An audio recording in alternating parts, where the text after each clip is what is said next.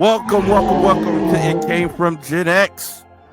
I am Keith Porter alongside Brian Fisher and Mike Skinner, and we are back in the new year.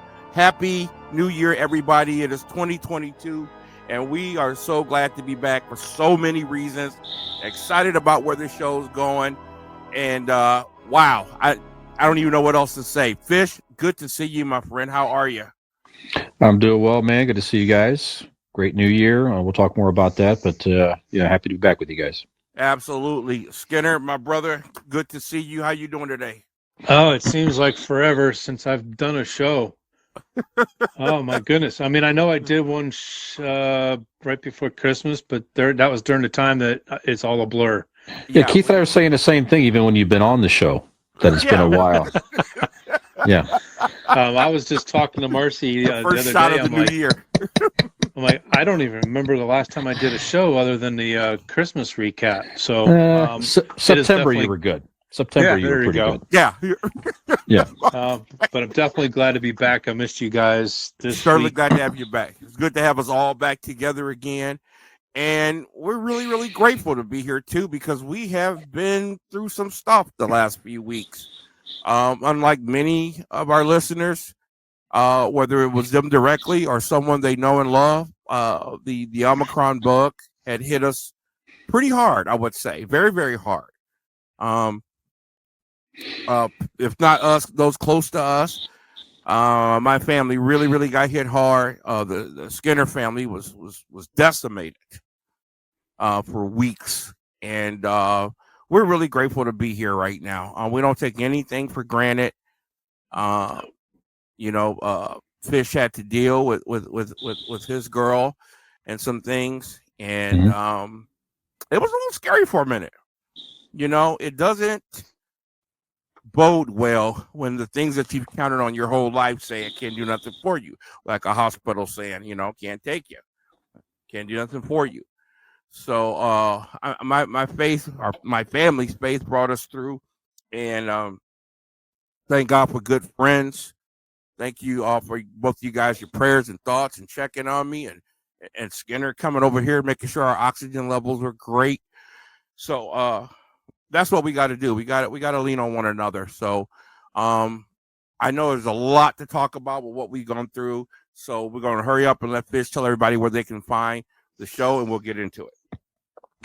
Thank you. So you might be listening to us on WMVU.org, Global Internet Radio, Mondays from 7 to 8 p.m. Eastern. Just pull up the site, click play live, and you'll hear a recorded show each and every Monday. Also, check out their other content. They have good music and other programming there as well.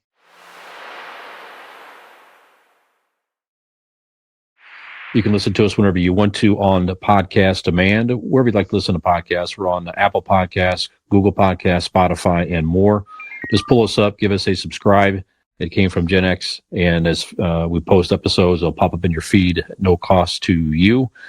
All show information, all links to social media, Facebook, YouTube, Twitter, TikTok, Instagram, all that good stuff can be found in two main spots. Our Linktree account, just look for It Came From GenX Linktree, and it'll pull up our Linktree page. Nothing to log into. It is simply links to our social media and some places you can listen to us on podcast.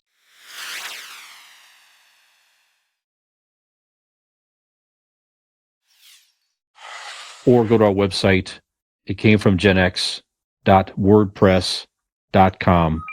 All information's there, links to all the shows, promos, fun stuff, whatever.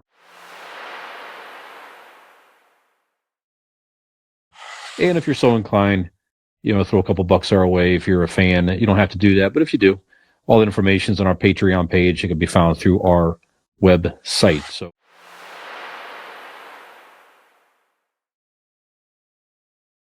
if you like our stuff, give us a like, subscribe, a share, tell a friend. We appreciate it. And we appreciate your support out there. Thank you. Yes, we do. Fish, you do a fine job with that, except one part of that segment. I'm taking that job away from you. Forget him. He's a nice guy. Send us some money. We need money, please.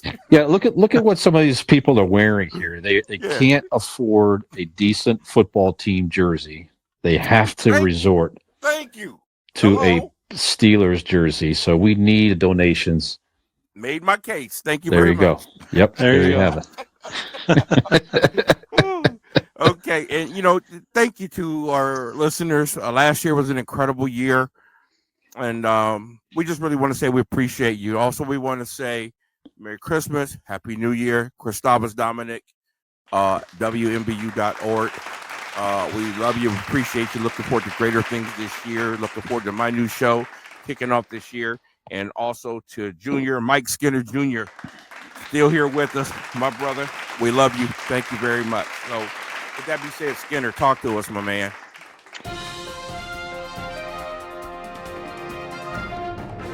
What's been going on? There's been a lot going on in the world. Like I said, unfortunately, it's been a blur to me. But I'm going to mark this as a post-holiday thoughts. Okay. And we're going to go from, the coronavirus outbreak once again with the Delta virus that decimated my house to the Omicron variant that's highly contagious, but not as severe symptoms from what they're saying, to the Colorado fires, decimated thousands and thousands of acres.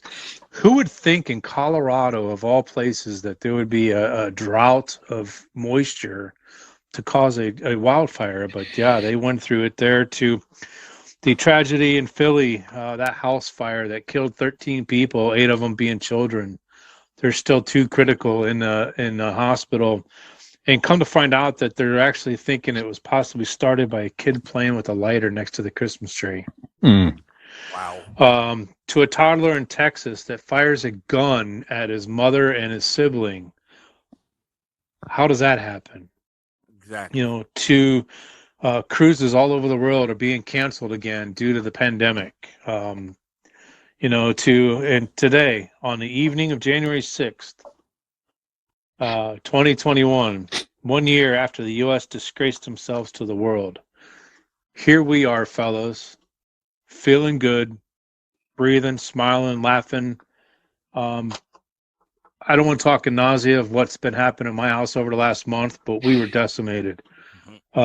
You viewers know that I had a mother-in-law, and both my mother-in-law and my wife, well, she's not my wife legally, but she might as well be, Marcy, right. Both in the hospital. Both were 5 minutes away from the ventilator. And you weren't feeling good at the same time. I was trying to recover from COVID, not wanting to get out of bed, but I'd get out of bed, go to work for a couple hours, and I'd have to lay back down. Get back up, work a couple hours, and go to the hospital.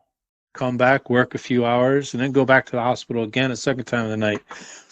I must have made, like I said at the beginning, 20 trips to the hospital, and I may remember 2, 3, 4 of those. It's just amazing that what happened. And you guys know I'm not a very religious person in nature, but my faith is very strong. We had prayer armies. We had everybody from, there's people that I was told from a church down in Florida where my brother-in-law and sister-in-law go to, that they had people in Cuba praying for my family to get through this. And there's prayers out in Washington, everywhere we can, telling us, hey, we're praying for your family. And I can't thank the prayer army enough. I can't thank you guys enough. Absolutely. And that brings me to what I really wanted to talk about is friends and family. You don't really understand how blessed you are until something happens in a time of crisis. Thankfully, this was not a time of crisis of death, but it was something pretty scary, just as scary. The friends, the family, everybody that pitched in to do the little things to help me, help Marcy, and help her mother, help Keith, help you recover, to get through all this. Brian has had, some things happen with his wife. Right. Mm-hmm. I'll call Allie your wife. It's been 3 years, and congratulations, by the way. It's hard to believe it's been 3 years. Yeah. What the hell is Allie thinking? I don't know, man. But congratulations to you and Allie for 3 years. Yeah, we've all been through so much crap and so much, I don't want to say heartache, but it's been some tough stuff that I wake up every morning. I praise God that I'm still alive, that I'm still breathing. And I remember how blessed I am for the family and friends that are in my life. And that's what I really wanted to talk about. I wanted to get you guys to expand on that a little bit. Well, I know I told you, Skinner, we talked the other day. It's all, I'll say it to Fisher and to our listening audience. That was something that really made me feel good. My mom stopped me the other day and looked at me and said, "One thing I can say about you, you've got some real good friends." And it made me feel really good. And I said, "Yeah, I do. I know for a fact I have real friends." Not to change what you said, Skinner, but you said you find out how blessed you are in a crisis. You actually find out if you have real friends in a crisis. Yeah. Sometimes people are disappointed. You know what I'm saying? Your crisis happens and you find out some people aren't your friends like you thought they might have been. True colors come out in crisis. Right. I've never been disappointed. And I'm grateful for that, with you guys, the ones who I know are my truest friends. So that's a great blessing. And we have to depend on one another.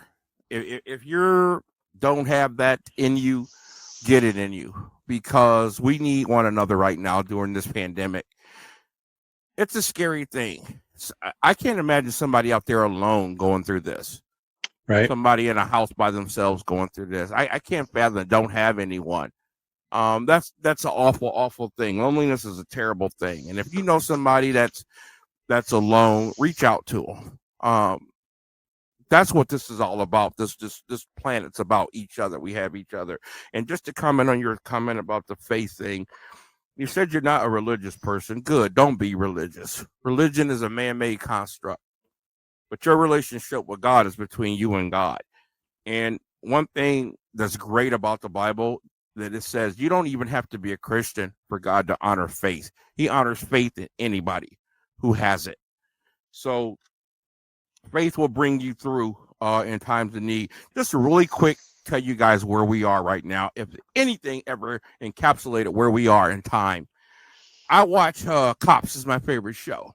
And so I have the Fox Nation app streaming on my television. And the only reason I have it is because it has current Cops episodes. They start making them again. And I watched one the other day, and a officer got called to a suspicious car sitting on the street. It's been there for over a day, and somebody in it. So she pulls up behind the car, and then the car pulls out and starts slowly moving away. Didn't take off speeding, just cruising away. She turns her lights on. They pull over. When she walks up to the car, this guy immediately, looking as sketchy as all can be, starts saying, "I live right there. I live right there." And she got him out the car, patted him down, and she handcuffed him for her safety till she got back up. And when she asked the person, "Is there anything in the car that I should be worried about?" he honestly said, "Yep, there really is." And come to find out, he's been sitting in that car for over a day doing heroin. And she asked him, "Let me guess, you live right here, so you parked up the street so your family didn't do it, and you've been sitting in there just doing heroin?" And he goes, "Yes." So her partner comes, they search the car, get all the needles and stuff out. And after they talk for a while, she says something to him about a citation. And he goes, "What? Excuse me?" And she goes, "What, would you rather go to jail?" And he goes, "Yeah." And she goes, "No, I can't take you to jail. Sorry, we're not allowed to take anybody to jail because of COVID." And he dropped his head. She's like, "What? You wanted to go to jail?" And he went, "Yeah, I need some help to get off this stuff. I want to go to jail." And I felt how sad this man is, that he has nothing and nobody and had to rely on jail, and you can't even count on going to jail anymore to get some help. That tells us where we are. So you're right, Skinner. We need one another. Fish? Yeah, I mean, it's certainly in general. I think, we've all, as we've gotten older, especially, I don't know. I mean, we've always appreciated having our friendship and all that. I don't know if it's just something that we grew up with, and it's just different because of how we interacted and played together as kids and different. But I don't know. But certainly as we've gotten older, we've learned the importance of life. And like you say, it's family and friends and all that. So, I mean, I can't speak a whole lot more than that with you guys, but it's just nice to know that, you guys are there, and other friends are there. I had a moment after Christmas. It's after Christmas for me anyway. It's just the finality of it sometimes could be a little depressing, you know. Mm-hmm. And I had the kids over on over on the Sunday after Christmas, and everybody left, and I just had that moment for a second. I'm like, God, geez, it just can't believe it's over, and it's felt really alone. The next thing I know, I went out with Jim Cunningham and Tina, his lovely fiance. I was just at a moment's notice, Right. Let's go out and do something. And it's like, I was like, man, I was so happy at that moment to have a good friend, not that I couldn't talk to somebody, Right. but Totally he happened to be the first one. And it just, I don't know, just they gave me a lift that day, and just makes you reflect, like you say, just how much we need each other during these crazy times, especially, and all that. And so, I'm very thankful for that. Thankful for you guys. Thankful for all my friends and family out there as well. So, amen. Yeah, absolutely. All right. Well said, Skinner. Thank you for sharing that, man. Yeah, that needed to be said. Okay. Well, we'll move on. Talk a little sports and music.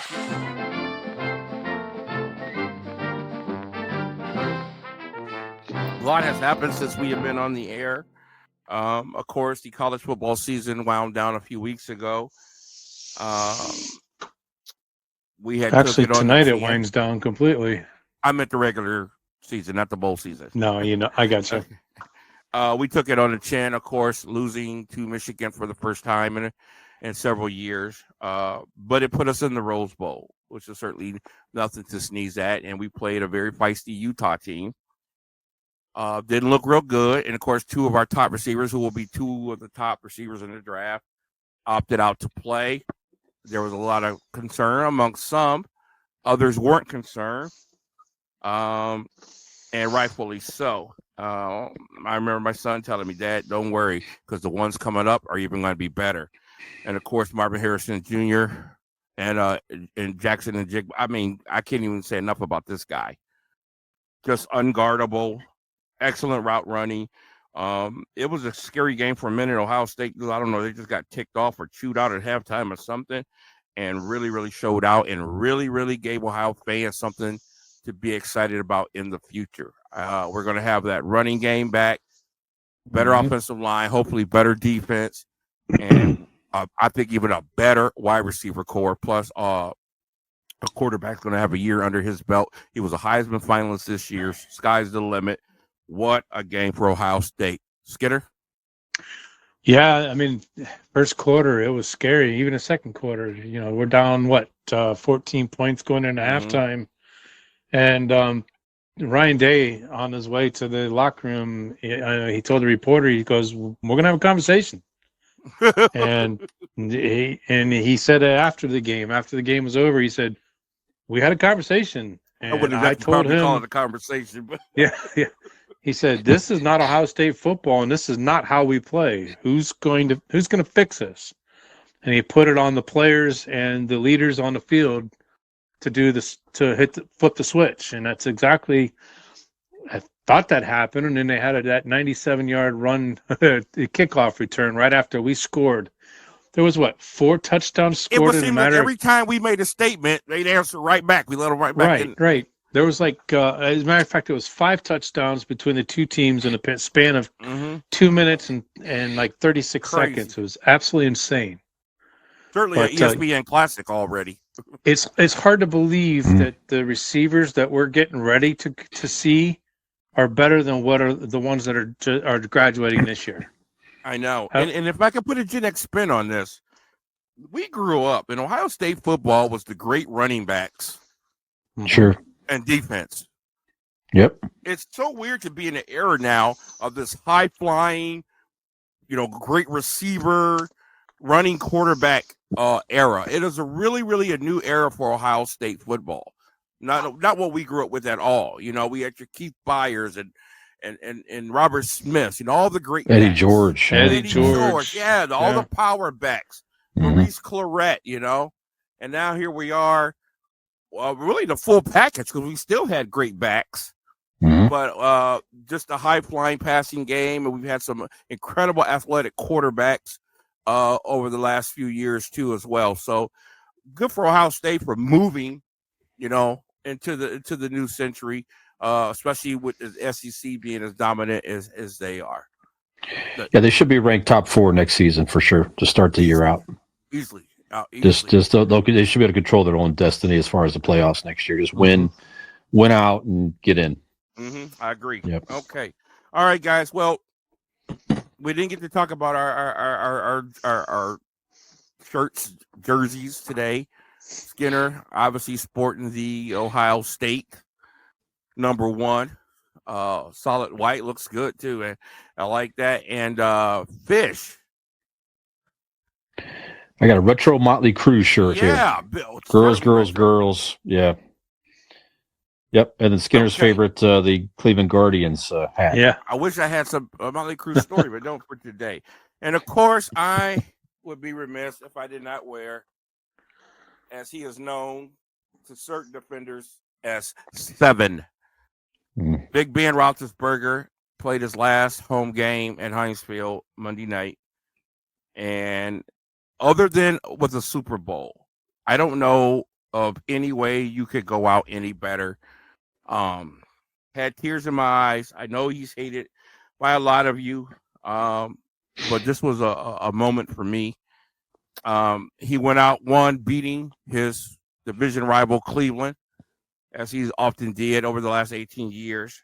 Got a win. And to me, the best part about it was you can't leave the field any better than walking down the tunnel with your wife and your kids. That I'm gonna print that out and frame that. That was like the most awesome picture I've ever seen. It was a great night, and I'm sitting there watching this, going, "Man, I wish I was there." And then all of a sudden, my FaceTime rings, and it's my son Steele. And boom, I answer it, and there he is, tears all in his eyes. Steelers gear on right there on the field. I couldn't believe it. And he's telling me, he's telling me all this stuff that happened that wasn't on camera. And he's sharing all this with me. And he's crying. He goes, "Dad, I was just sitting here thinking, I really want to share this moment with you." And I said, "Son, I'm so glad you did. That really meant a lot to me." And I had no idea he was going. And when I got off the phone, I sat and I thought about it. I was like, I'm glad he was there, because that's all he's ever known. Ben's been there 18 years, and of course, Steele's 24. So since he was able to even know what football was, let alone the Steelers, the only quarterback he's ever known was Ben Roethlisberger. So that meant it was a big deal to him. So, a lot of thoughts about Ben. He's certainly a Hall of Famer.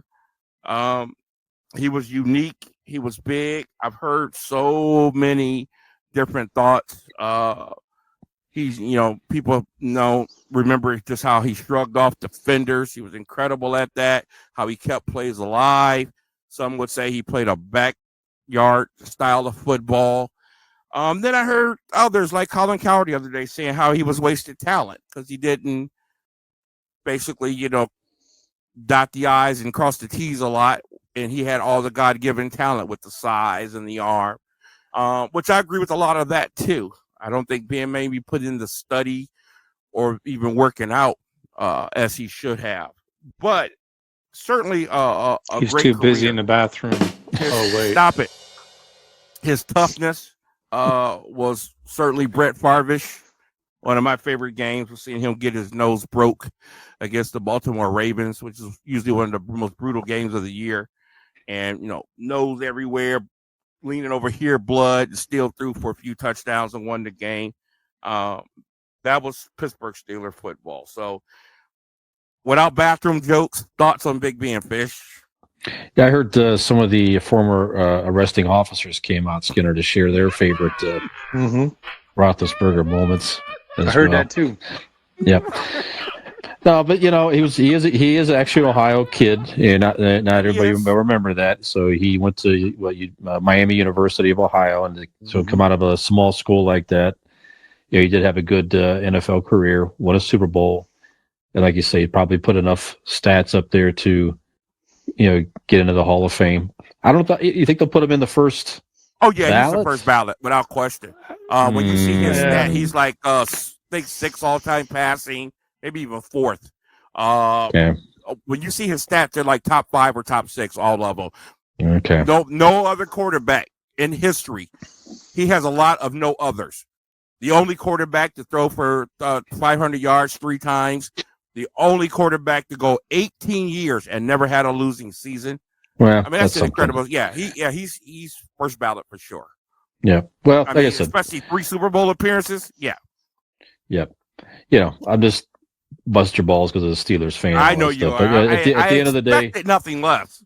At the end of the day, around here, you did not want to see Ben Roethlisberger on the field because usually he beat you in this division. Certainly in Cleveland, like you say. So Cleveland got a little bit of revenge last year, but for the most part, he owned Cleveland. Last night I was watching on YouTube a game where Ben was hurt and Landry Jones was the starter, and Landry Jones ended up getting hurt in that game, and Ben had to come in hurt and all and threw for 2 touchdowns and won it still against Cleveland.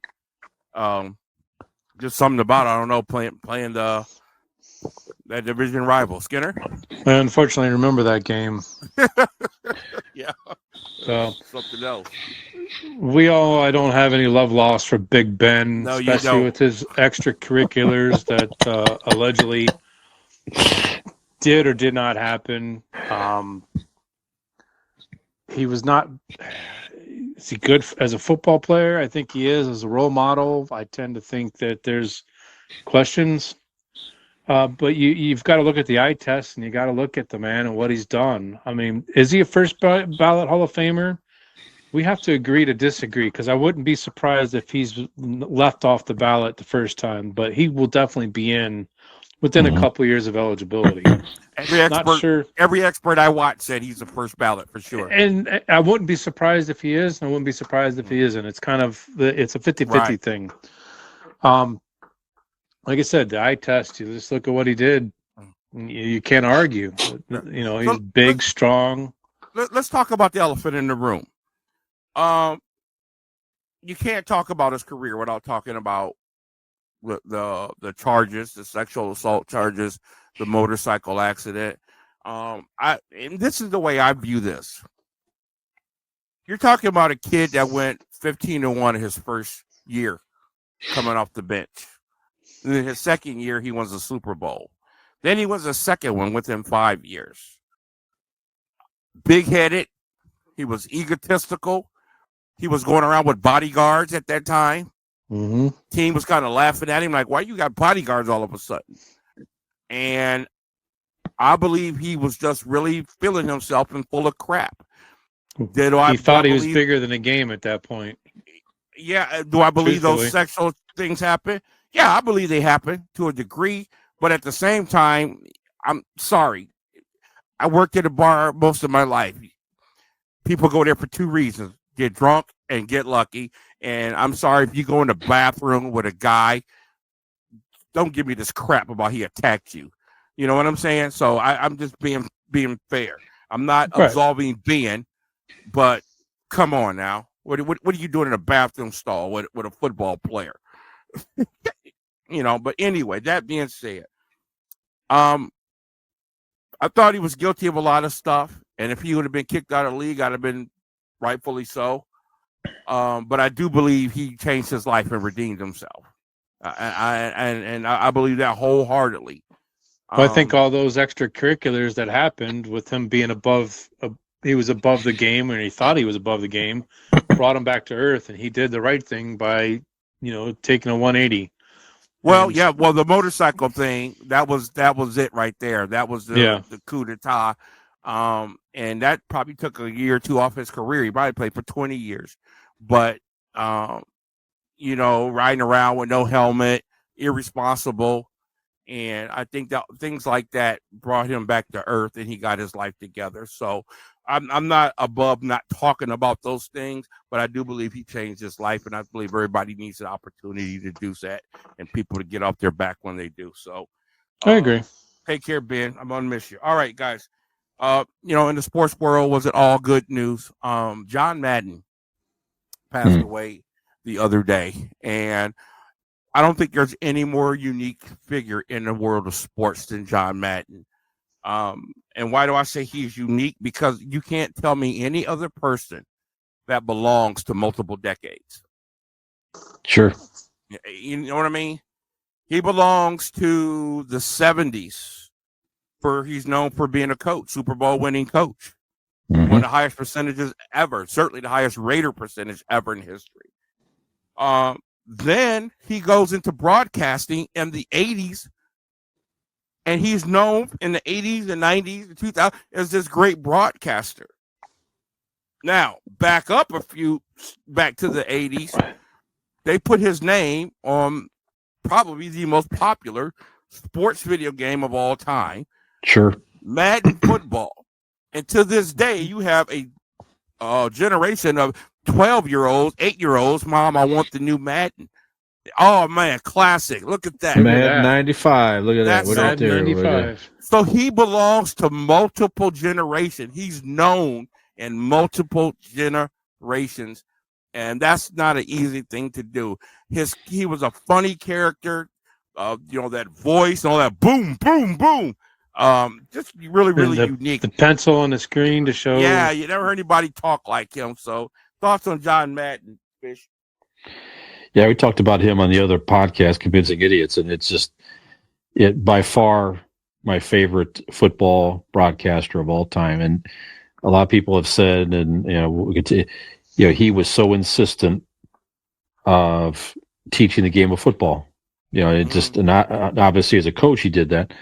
There was a documentary about him that aired almost ironically now on Christmas Day, a few days before he passed away, on Fox Sports. So I'm sure you'll be able to find it out there on streaming or something like that. I would recommend to check that out. But he actually taught a football class at a local college for a little bit before he got into broadcasting, because he wanted to teach people how to watch football, men and women, to learn the basics of the game. And certainly that's what made him such a hit on his broadcasting style. And he, obviously quickly became the number one guy on CBS Sports. And when they teamed him up with Pat Summerall, as you guys know, he's not my favorite. He's my favorite with Summerall. Yeah, Summerall had that voice together. That was the best team ever.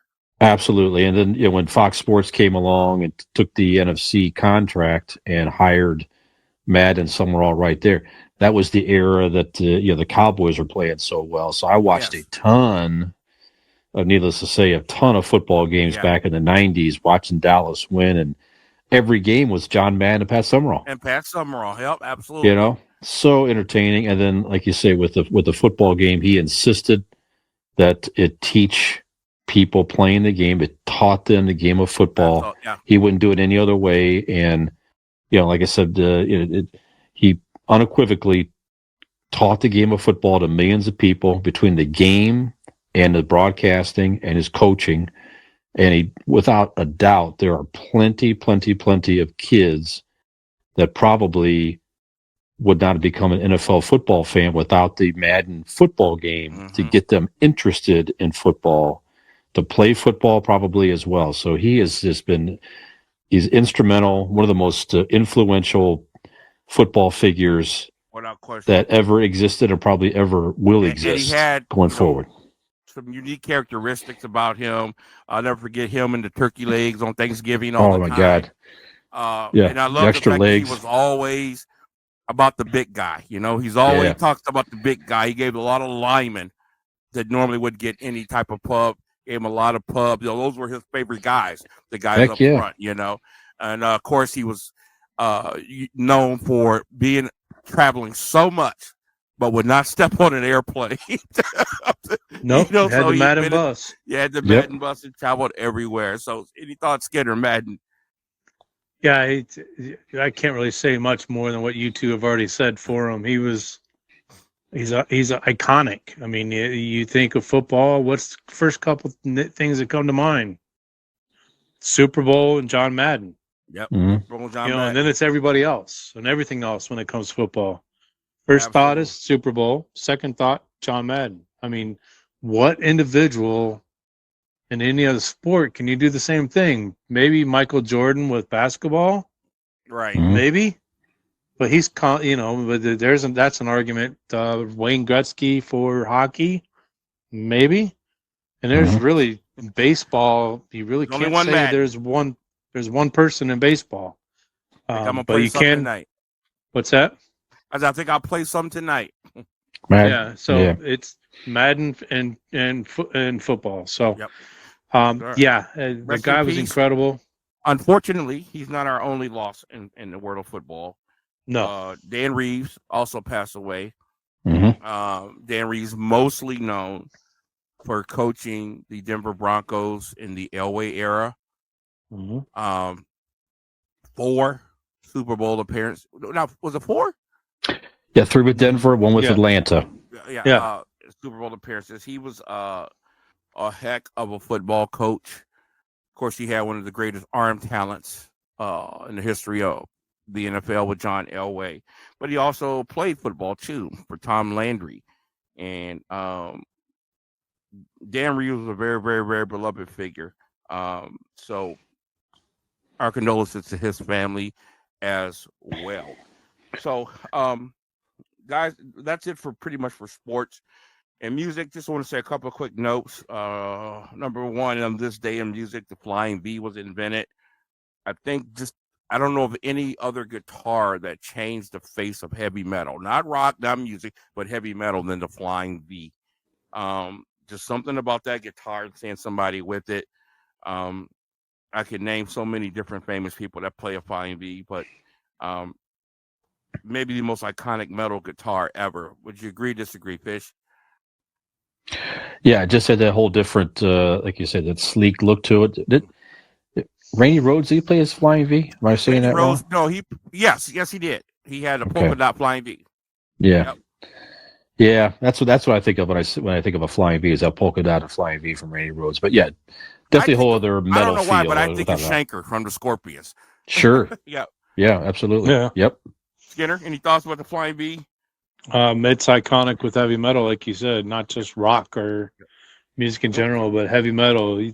It doesn't get better than the Flying V. Okay. And also this day, number 1 hit in the UK. You want to talk about a song that spans the years of the Gen X population, the Village People with YMCA. I don't think when they made this song that they had any idea. If that doesn't scream Gen X, I don't know what does. Yeah, exactly. The longevity of this song played at every wedding. Sure. In America. Sporting events. Yeah. You name it. Yeah. Man, I would love to have just give me the copyright on this song. I'll never work another day in my life. All the high school dances and proms, they all played YMCA. What a song. And we grew up with it, but I didn't understand the appeal of it until when I was married, my first wife, and Amanda, she was maybe 6, went to a wedding with us for the first time. And that song came on, and she saw everybody doing the hand movements. It blew her mind. She'd never seen anything like it. She was so excited. She thought it was the greatest thing since cheese, man. She wanted to come home and do it all night, wanted to hear that song. And I was like, wow, I guess that would be a real big appeal to hear that. And, you get to participate because of the YMCA. Anytime you can get people to participate in something, it becomes partly there. One of the greatest songs ever. Thought, Skinner? Yeah, like I said, if that doesn't scream Gen X, I don't know what does. That's just the song in infamy. It will stand the test of time. Absolutely. I can't imagine it won't. Fish? Yeah, it's a fun song. As soon as you hear it, it's like 3 notes, you know exactly what it is. Everybody knows the hand motions. Mm-hmm. Around here, you know how to do OHIO, and you certainly could do YMCA. Exactly. So, yeah. Right. Yep. Right. And we could go on and on about the Village People themselves, their characters. Sure. Of course, back then, the whole I don't want to say stigma, rumors of homosexualism being gay, which was a bigger deal back then. Nobody would blink an eye right now, but that was a big deal back then. But the cop with the mustache, like a porno cop, with his porn stash, yeah, with the porn stash. So they were unique characters, a unique group. Never seen anything like them. Haven't seen anything like them since. So that was great. So Okay, guys, that's all I got for sports and music, and I know we got a lot of pop culture stuff to talk about, so take it away there, Fish.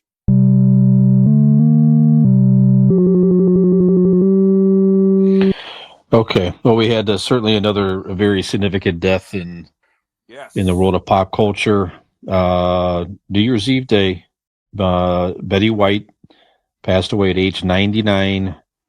Just a couple weeks. She was set to turn 100 on the 17th of January. They had a whole, special plan, which they probably would still do, I would assume, to honor her. But certainly decades of in the entertainment business, going back to the Mary Tyler Moore Show, certainly the Golden Girls. Well, I mean, those two shows right there probably will live on in reruns for forever. Certainly the Golden Girls will anyway. Oh yeah.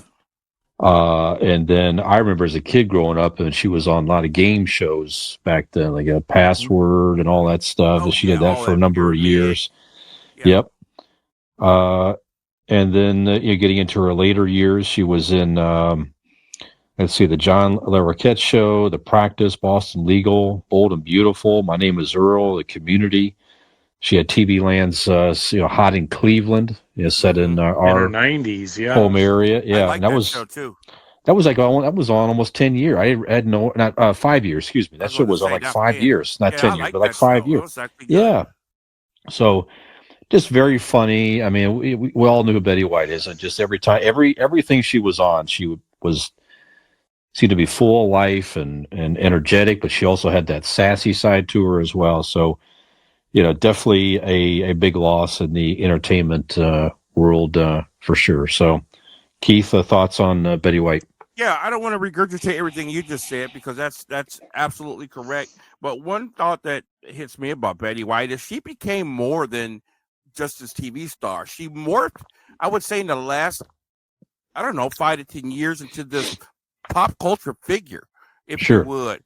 I don't know if it's because of the novelty of her being this old lady and the potty mouth she had on her or whatever, but she was really cool, down to earth, and still had this amazing sense of humor. And she was like a white Samuel L. Jackson, if you would. I mean, she just tell you how it is. So she kind of really morphed into something bigger than her TV career had her as, and she had an amazing TV career. Absolutely. Skinner, Betty White. You ask Michael Skinner Sr. who two people in Hollywood that you would have a crush on. One of them would be Betty White. She'd be number one with me. And then Marilyn Monroe's number two. And you can probably flip-flop between the two of them. I grew up with Betty White, with Mary Tyler Moore, with my parents, then, Golden Girls, with my grandmother, going and watching that show with my grandmother when I'd spend the evenings on the weekends, and then all the reruns, and I got to sit and watch her. And somebody made a comment, I think it might have been my sister, Teresa. She's like, yeah, Betty White is up at the dining room table eating cheesecake with the rest of the girls. That was a big thing on the Golden Girls show. So, she had a sailor's mouth, but I tell you what, she was this little dainty thing, beautiful soul, beautiful, personality. And a lot of people don't know that she was a big animal advocate as well. Oh, yeah. Yeah. She was big into, a lot of the things that she did for charity had everything to do with animal shelters and, the taking the well-being of animals. So, she's sorely missed. There's a lot of stuff happening. If you guys have the Roku channel, there's a number, it's like 630 on the Roku channel. It's called Buzzer. It's the old game shows that go all the way back to the 60s. They're actually getting ready. 631. Thank you, Marcy. But you just go to the Roku channel on your street if you have the Roku device, and on Buzzer they're doing a special with all the episodes that Betty White was in on all the game shows that she did through her career. So, wow. Yeah, I'm gonna get it. I'm hoping if I find that, I will send it out on our Facebook page and I'll let you guys know. It just says coming soon, but they were gonna do it, I think, on the 17th. But they may change that because I'm sure there's something else on cable TV that's gonna pay tribute to her. So, but stay tuned. I'll get that information out. Yeah, very good. Yeah, a lot of people are advocating to make a donation at the very least to a local animal shelter on her birthday to honor her 100th birthday and honor of her, like you say, her work with animals and being charitable to animal, supporting animal foundations and stuff like that. So we should all do anyway. Yeah, you're right about that. Mm-hmm. Okay. We talked about this on a prior episode here. Don't you talk about this too long, but the kid on the Nirvana cover, the baby, tried to. I was on the iconic Nevermind album, Nirvana album. It's the kid swimming in the pool, going after the dollar bill. As a grown man in his 30s, well, he is 30. He filed a lawsuit against Nirvana claiming child pornography or something like that to try to get some money out of them for that cover. That he was coerced, or he had and he was not coerced as an infant, certainly, but he was put in a awkward predicament as a baby, this and the other. Anyways, the judge just threw it out. So just told this good for the kid, judge. Literally told the kid, never mind this lawsuit, and hit the road. So that's terrific. So here's the problem with this. Yep. And I'm going to say this real quick. Guys, as you know, I have a minor in criminal justice. Mm-hmm. And one of the courses that I had to take was about what's called frivolous torts. And basically, a frivolous tort is your ridiculous lawsuits.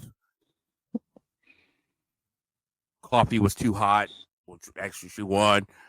Thief tries to break into a church and rob him, fell through the roof, broke his leg, sues the church. Their Nirvana thing falls up under there. It is a huge problem in this country because it is bogging up the court system. Mm-hmm. And they're stupid and they're ridiculous. But if you got the money, you can get your day in court. You know what I'm saying? And that is one of the biggest problems of our court system, bogging it down, is ridiculous stuff like this. But good for the judge throwing it out. Yeah, agree. Okay, and we've had over the last couple of weeks here just a lot of terrific TV shows and movies came out that we have been checking out here. So certainly, we've been rushing to our local theater. We've been running there. We might be driving there. You might just hop on your electric bike to get there to the theater. And if you are considering taking your electric bike, we would like to suggest go check out one of our sponsors, RPM Bike Shop, family-owned business in Carrollton, Ohio. Go check out their electric bikes. You can find them on Facebook. All their contact information is there. Pictures of the bikes. Check them out. Terrific bikes at a great price. Rechargeable. Ride them like a regular bike. Use the electric boost to get through some tough terrain or go farther out when you're riding, stuff like that. So check out RPM Bike Shop. And one of the first movies I saw on my RPM electric bike was Spider-Man No Way Home. Went out to go check that out to premiere weekend, about 3 hours. I thought certainly if you're a remote Spider-Man fan in general, certainly a fan of the prior movies at all, and this goes all the way back to the original Tobey Maguire and Ford movies, certainly you will enjoy this movie. Brought a lot of closure to different things throughout the storyline. You got to see some old faces come back in this one. Terrific stuff. I thought they did a great job with it. So William Dafoe was terrific, coming back as the Green Goblin. So liked everything about it. They're certainly following some of the storylines in the comics. What'll be interesting to see how all this goes here. I think they've signed another trilogy with Tom Holland, I heard. So a lot of room here to really work with this story. So I just thought it was fantastic. Keith, what do you think of Spider-Man? Sony and DC should just go to Marvel and say, look, we'll pay you. Just teach us how to do this. Yeah, just stay out of the way. I'm basically looking for bad things to say about Marvel. They just keep hitting it on the freaking head. Yeah. I was so impressed with this movie for so many reasons. First and foremost, to honor a beloved series that got canceled on Netflix. Yeah. Recognizing that when somebody like Netflix hits a home run with Daredevil, and fans are upset about the cancellation, but to say, you know what, years later, we're not going to let that die. We're going to honor that and bring in Matt Murdock, played by this same guy, Charlie Cox. Terrific. Outstanding. That blew me away. Not to mention to bring the Tobey Maguire, the Andrew Garfield Spider-Man, the same characters. Jamie Foxx's Electro, who I thought was great. It was just a phenomenal movie, man. I was just blown away. They really paid tribute to a lot of people, respect it. I thought the current Spider-Man, Tom Holland. I thought he was a putz a little bit in this movie. But other than that, home run. Well, I have to hold judgment until I see it, because during the time that it came out at the theaters, I was down and ill. Absolutely. But I need to go to the theater to see it. But from what I do know, you're going to get in for a treat, buddy. All-star cast, all-star producers, incredible storyline, taking you back to the very beginning, like you said, with Topher, but Tobey Maguire, Jamie Foxx, Willem Dafoe, which everybody learns to love or hate villains. And Molina, Dr. Alfred Molina. He was awesome. Yeah, terrific. It's awesome. I'm looking forward to being able to sit down, pay attention, and watch the movie, because all I've heard is nothing but great things. Great. Now, Fitz, can I take it from here and segue into the next one? Sure, go ahead. Okay, so not only did the Spider-Man movie pay homage to the Daredevil series by bringing in Matt Murdock, Hawkeye did the exact same thing, as at the end we see Kingpin played by D'Onofrio. Yeah. So I'm like, wow, are they bringing this back or what? So Hawkeye also, I thought was done so well. Again, we've seen this amazing character. He's a father. Yes. He's doing Christmas stuff. Got to get home just like anybody else. Saw that human side to him. I'm a huge Haley Steinfeld person. I thought she was great. I thought the action in this was great. We also picked up from the Black Widow movie. Sure. Brought that along in there. And I just thought the whole thing was outstanding. The action sequences and after about 4 episodes was like, man, this is great stuff. Seeing to put all the arrows together. You saw the Stark arrow and the Pym arrow.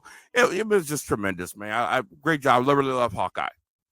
So go ahead, Mike. I was going to say, so we're watching Hawkeye, and Marcy's like, I don't know who this blonde is. Who is she? I'm like, oh, that's right. You didn't watch Black Widow, did you?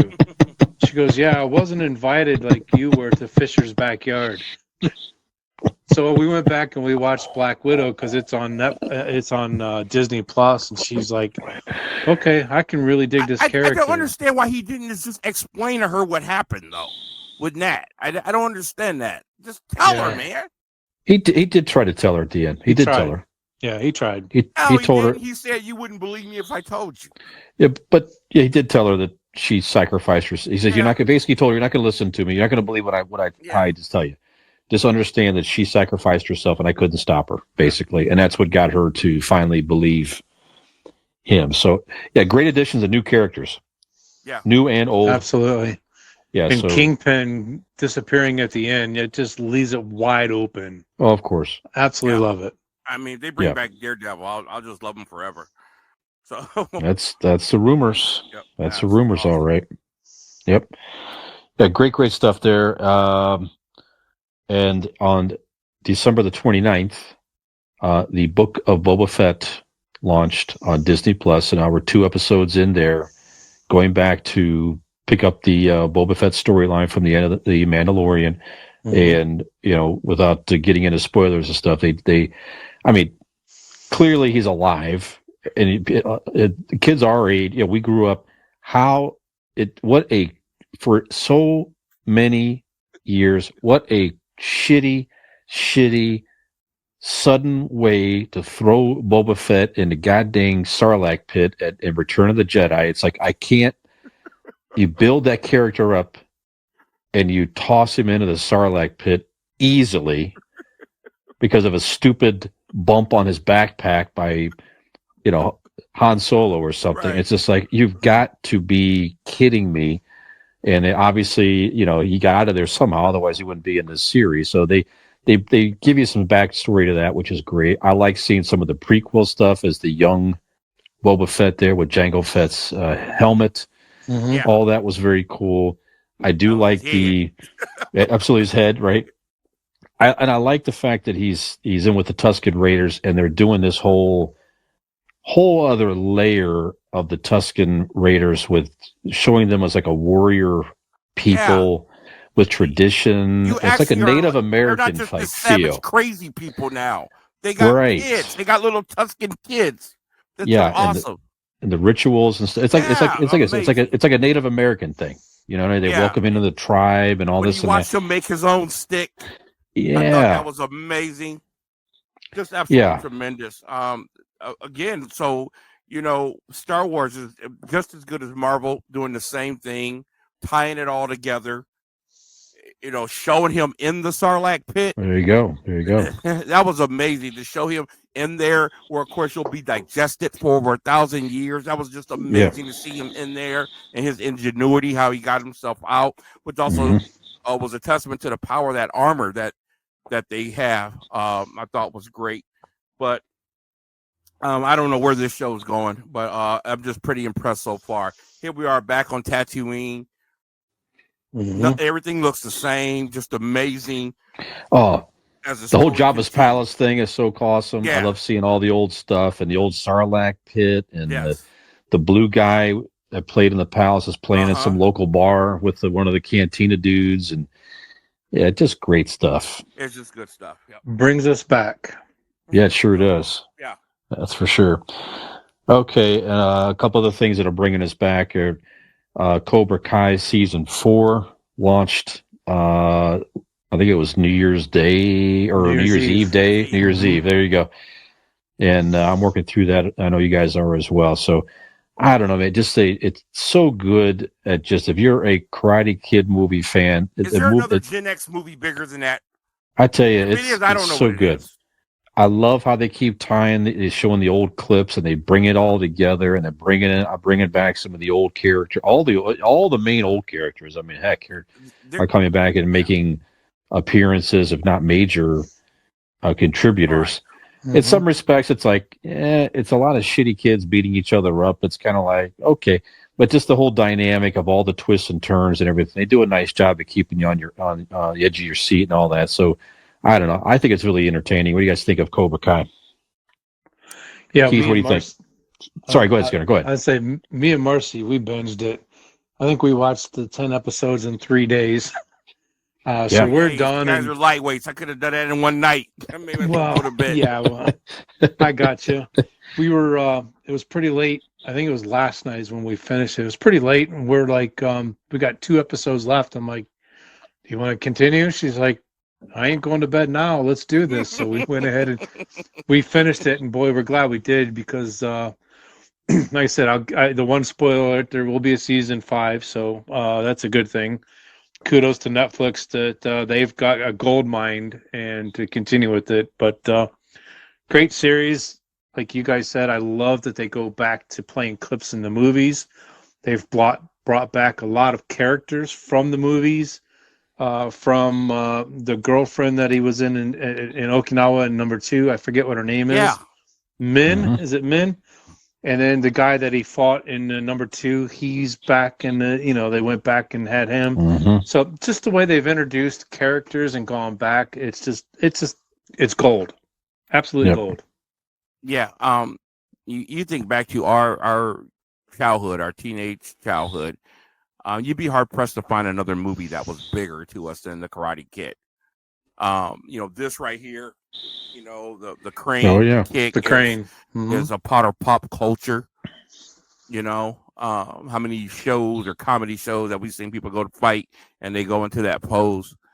That's how influential this movie is, and for them to bring this back as a series, good for you, Netflix. This is just amazing. I got to start watching it the other night, late at night. I don't know why I did that. I just wanted to break into it. And I was 7 episodes later. I was like, dude, it's 4 in the freaking morning. Go to bed. It might have been 5. So I need to finish it up. But it just seemed like every episode got better than the previous one. Seeing how the characters have aged, but yet it's them. You know what I'm saying? It's just amazing. And some of the things that they say they're going to do. In a regular show, you get teased, or a regular movie, you get teased with it. They go for it in this. They go for it. And to see them, Danny and what's his name, fight again. Johnny. Yeah, come on, you can't beat that. And I just love how he is just such a pig, man. He's just a man's man. He has no couth, no upbringing. I love it, dude. He's just so raw, man. Johnny just don't give a crap about nothing, man. So. Yeah, I love the training montage, and I just saw the episode tonight where he pops in a tape in his Walkman, and they're playing the Rocky montage, Rocky 3 montage. No, Rocky 4. Yeah, Rocky 4 montage. Great, Rocky 4. With the Ivan Drago music, is running on the beach and knocking people out of the way, and and he saw the guy stuff on the scooter. He took it. Always playing 80s metal and is wearing his AC/DC shirts and everything. Yeah. And the one when they were practicing, that's terrific. Yeah, Scorpions is good. And the one scene where Johnny was mocking Dan and did the crane when they were practicing. I don't know if you caught that or not. Yeah. But yeah, it's good. It's just good stuff. Yeah, thoroughly entertaining. Definitely a good Gen X show for sure. And we're almost out of time, but I did catch Matrix Resurrection. Now that's streaming on HBO Max. It started streaming late December. I was thinking, how in the hell are they going to bring back these characters and make it even remotely entertaining? You know what? Pleasantly surprised. They did it in a very creative way. Check it out. If you like the Matrix movies at all, if you like Keanu Reeves, and it's hard to dislike Keanu Reeves in anything, my opinion. I mean, is he a terrific actor? Okay. Whatever. It's you get what you're going in for, right? But very interesting. Neil Patrick Harris is in there as an interesting character. So I will recommend it. If you like the Matrix movies, sit down, watch it. Got to pay attention. You can't half watch it and get like any of the Matrix movies to understand what in the hell is going on. But check it out, and you'll be pleasantly surprised, I think. And the effects, of course, are incredible. Okay, so you said that they did it in a very creative way. You're a smarter man than me, because I still don't understand why they kept these two alive. I'm still confused. I was so disappointed in this movie. I was like, y'all should have kept this buried, man. This is just stupid. Hey, money talks, my friend. First and foremost, when I think about the original Matrix, the first one, it was stuff we had never seen before. That was the strength of that whole movie. We never seen fighting like this. We never saw fighting sequences like this. We never saw these type of effects before. We never saw this type of actually storyline where we're living in a dream state. Everything was so fresh. This to me there was nothing new. And I thought, man, for 4 movies, you introduced nothing new. I thought the fighting was boring compared to the other 3. Yeah, I'll give you that. Yeah, that was very boring. The effects were the same. How many times did he stop bullets? It just got old. You know what I mean? It just got old, him stopping the bullets. I'm a huge fan of Keanu Reeves. Keanu Reeves. Anything he's in, I like him. Big John Wick fan. Yeah. So, but I just thought, man, they could have just kept this one to sleep. It was cool seeing Niobe as an old woman. played by Jada Pinkett. I thought that was cool, but then they're in this new place now, and I don't know, man. It just, to me, I just thought this was really, really regurgitated. And here's my problem, and I hope this doesn't sound the wrong way, but I'm just being honest. The Wachowski brothers did the first 3 movies.